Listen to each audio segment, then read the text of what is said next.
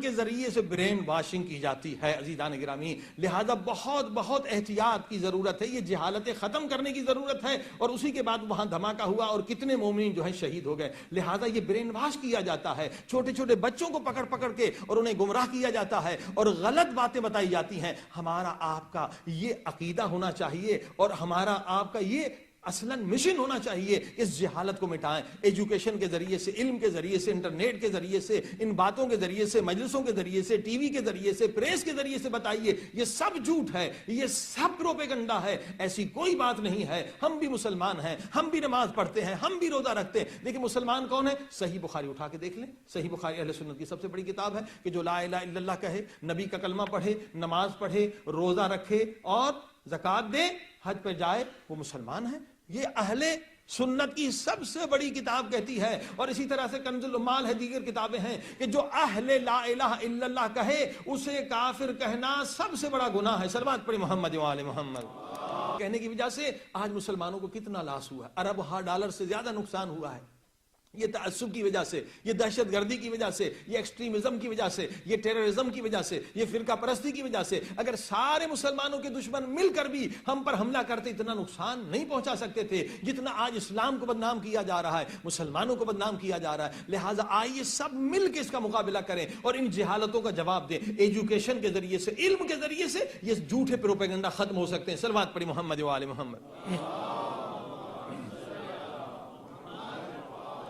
یاد رکھیے، کبھی جوش میں نہ جایا کریں، اہل سنت کے بھائی بھی عزادار ہیں، ہمارے ساتھ روتے ہیں، حتیٰ کہ کتنے پاکستان کے شہروں میں ماتم بھی کرتے ہیں، کچھ ماتم نہیں کرتے، اب زبردستی نہیں ہے کہ انہیں ہم کہیں ماتم بھی کریں، روتے ہیں اکثر جو ہے، مثلا آپ سیون شریف، ملتان، مٹیاری، کتنے شہر ہیں پاکستان میں جہاں سارے اہل سنت کے ساتھ مل کے جلوس نکلتے ہیں، بہترین عزاداری ہوتی ہے، نظر نیاز بانٹتے ہیں، مگر یہ جو ہے خارجی ہیں، وہ خارجی کیا، ان کا کام ہے فتنہ کرنا، وہ کہتے ہیں شیعہ کافر ہیں، بدعتی ہیں، کیونکہ یہ روتے ہیں۔ شہید تو زندہ ہوتے ہیں، امام حسین شہید ہو گئے، وہ زندہ ہیں، اور زندہ جب زندہ ہے شہید تو اس میں تو خوشی کرنی چاہیے، رونے کی کیا بات ہے؟ لہذا یہ رونا بدعت ہے، یہ رونے والے کافر ہیں، یعنی کافر سے تو کم ان کا فتویٰ نہیں ہوتا، یا کافر یا قتل۔ صلوات پڑھی محمد و آل محمد۔ یہ ایکسٹریمزم ہے، جو بھی بات یہ کافر ہے، جو بھی بات اسے قتل کر دو، یہ ایکسٹریمزم ہے، یہ جہالت، اسے ختم کرنا ہے۔ عزیزان گرامی، رونا سنت نبی ہے۔ سورہ یوسف اٹھا کر دیکھیے، حضرت یعقوب علیہ السلام کو پتا تھا کہ میرے بیٹے زندہ ہے، مگر قرآن میں کہہ رہا ہے فَبِيَضَّتْ عَيْنَاهُ مِنَ الْحُزْنِ، اتنا روئے اتنا روئے اتنا روئے کہ آنکھیں سفید ہو گئی، آنکھ کی روشنی کم ہو گئی۔ تو پتہ یہ چلا کہ زندہ کے لیے رونا بدعت نہیں بلکہ نبی کی سنت ہے۔ صلوات پڑھی محمد و آل محمد۔ پھر یہ ہم پر تہمت لگاتے ہیں کہ شیعہ جو ماتم کرتے ہیں، یہ ماتم کرنا بدعتی ہے، یہ کافر ہے، یہ شرک ہے، یہ فلاں ہے فلاں ہے۔ عزیزان گرامی، ماتم بھی قرآن سے ثابت ہے، زبردستی نہیں ہے کہ سب لوگ ماتم کریں، لیکن اعتراض کرنا غلط ہے۔ ماتم قرآن سے بھی ثابت ہے، حدیث سے بھی ثابت ہے۔ سورہ زاریات دیکھیے، فَبَشَّرُوهُ بِغُلَامٍ عَلِيمٍ، حضرت ابراہیم کو فرشتوں نے بشارت دی کہ تمہیں بیٹا ہوگا، بہت بوڑھے ہو گئے تھے، اتنے میں ان کی بیوی آ گئی، فَسَكَّتْ وَجْهَهَا فَسَكَّتْ وَجْهَهَا، سارے ترجمے اٹھا کر دیکھ لی، شیعہ سنی سب نے یہی ترجمہ کیا کہ پھر پیٹا اس کی بیوی نے اپنے منہ کو، فَسَكَّتْ وَجْهَهَا وَقَالَتْ عَجُوزٌ عَقِيمٌ، کہنے لگی میں تو بوڑھی ہو گئی ہوں، اب مجھے بیٹا کیسے ہو سکتا ہے، اولاد کیسے ہو سکتی ہے۔ اب دیکھا نبی کی بیوی پیٹ رہی ہے، ماتم کر رہی ہے، اگر ماتم کرنا گناہ ہوتا تو نبی روک دیتے، کیونکہ جو کام نبی کے سامنے ہو نبی نہ روکیں وہ نبی کی سنت بن جاتی۔ ٹھیک ہے، آپ نے دیکھا کہ ماتم کرنا بھی ثابت ہے، حدیث سے ثابت ہے، قرآن سے ثابت ہے۔ عزیزان گرامی، اسی طرح سے صلوات پڑھ دیں محمد و آل محمد۔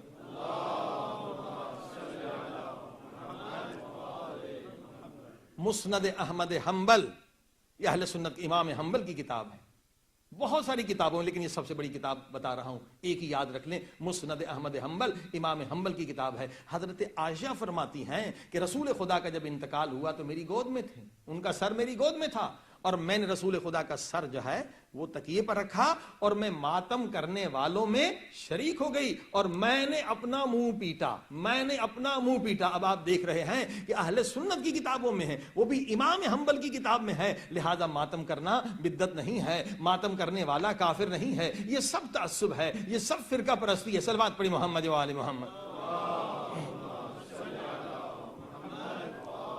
عزیزان کرام، اب اس کا مقصد یہ نہیں کہ ہم ماتم کرتے ہیں دوسروں سے زبردستی کہا جائے، نہیں، آپ کا کام ہے بتانا، اب ان کی مرضی ہے کہ کریں یا نہیں کریں۔ میں نے عرض کیا اب مثلا کہتے ہیں یہ جلوس نکالتے ہیں، شیعہ ڈسٹرب کرتے ہیں ہماری نماز، ہماری مسجدوں سے گزرتے ہیں، یہ فتنہ کرتے ہیں۔ عزیزان گرامی، جلوس کا مقصد پیغام محبت ہوتا ہے۔ میں نے مجلس میں کہا تھا کہ جلوس کا مقصد یہی ہے کہ آپ پیغام دیں کہ امام حسین کتنے مظلوم ہیں، پیغام دینا ہے، یہ نہیں کہ کسی کو ڈسٹرب کرنا ہے۔ ہمارا مقصد ہے کہ مظلومیت کو عام کریں۔ اور عزیزان گرامی، جلوس کا مقصد بھی تبلیغ ہوتا ہے۔ اگر کہیں پر آپ دیکھ رہے ہیں کہ اس کے الٹے اثرات ہو رہے ہیں تو آپ ڈائلاگ کے ذریعے سے گفتگو کریں، نہ کہ زبردستی۔ اصل مقصد تبلیغ ہے جلوس کا۔ صلوات پڑھی محمد و آل محمد۔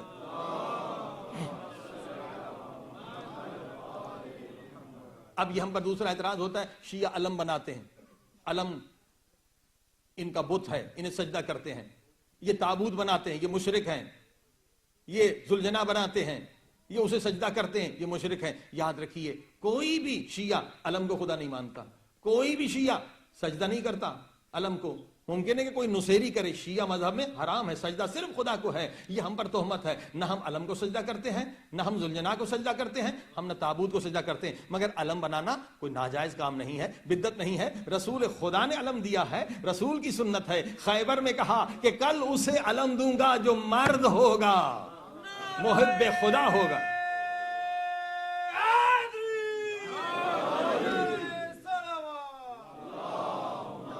سنت رسول ہے۔ رجلن کرار غیر فرار، کل اسے علم دوں گا جو کرار ہوگا، غیر فرار ہوگا۔ یہ اہل سنت کی اور شیعہ سب کتابوں میں لکھا ہے۔ جنگ خیبر جب رسول خدا نے کہا کل اسے علم دوں گا جو کرار ہوگا، غیر فرار ہوگا، محبوب خدا ہوگا، محبوب رسول خدا ہوگا، تو ہر ایک صحابی کی تمنا تھی کہ کل علم مجھے مل جائے۔ اب آپ نے دیکھا علم لینا، علم بنانا یہ سنت رسول ہے، اور علم کو ہم بت نہیں سمجھتے، علم کو ہم سجدہ نہیں کرتے۔ اور اسی طرح سے ذوالجناح بنانا کوئی گناہ نہیں ہے، یہ شبیہ ہے تاکہ غم تازہ ہو جائے۔ کیسے؟ وَالْبُدْنَ جَعَلْنَاهَا لَكُم مِّن شَعَائِرِ اللَّهِ، قرآن کی آیت ہے یا نہیں کہ یہ جو تم دمبا دیتے ہو قربانی کا، عید ضحیٰ کا، حج پہ جا کر جو قربانی کا دمبا دیتے ہو، یہ کیوں دمبا دیتے ہو؟ یہ اس دمبے کی یاد میں دیتے ہو جو حضرت اسماعیل کے لیے آیا۔ یہ تم نے دمبا خریدا، لیکن جب اس کی نسبت اس دمبے کی طرف ہو گئی تو یہ شاعر اللہ بن گیا، اب اس کا احترام کرو۔ تو اسی طرح سے اگر ذوالجناح ہم بناتے ہیں، اگر ذوالجناح کی نسبت امام حسین کی طرف چلی گئی تو اس کا احترام ہم کرتے ہیں اس نسبت کی وجہ سے۔ اسی طرح سے تابوت ہم نے بنایا، اس کی نسبت ہم نے امام حسین کی طرف دے دی، تو احترام ہم کرتے ہیں اس نسبت کی وجہ سے۔ نہ یہ بت ہے، نہ یہ ہمارا خدا ہے۔ صلوات پڑھیں محمد و آل محمد۔ عزیزان کے مگر خبردار رہیے، اگر کوئی شخص سجدہ کرتا ہے وہ شیعہ نہیں ہے، وہ نصیری ہو سکتا ہے، اور وہ نصیری کبھی شیعہ کے لباس میں آ جاتے ہیں۔ عزیزان گرامی، دنیا کو بتائیے شیعوں کے ہاں سجدہ صرف خدا کے لیے ہے، اس کے علاوہ کسی کو سجدہ جائز نہیں ہے۔ البتہ تعظیمی سجدہ کی بات ہوتی ہے تو تعظیمی سجدہ بھی اللہ کے اذن سے ہوتا ہے، اللہ کے حکم سے ہوتا ہے۔ فرشتوں نے اپنی مرضی سے آدم کو سجدہ نہیں کیا تھا، اللہ نے حکم دیا تو سجدہ کیا۔ صلوات پڑھیں محمد و آل محمد۔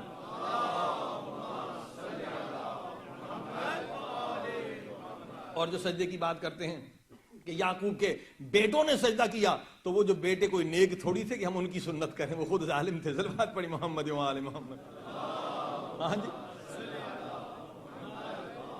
پیروی سنت کس کی جاتی ہے؟ جو معصوم ہو، جو پاک ہو، ظالم کی سنت نہیں کی جاتی۔ صلوات پڑھی محمد و آل محمد۔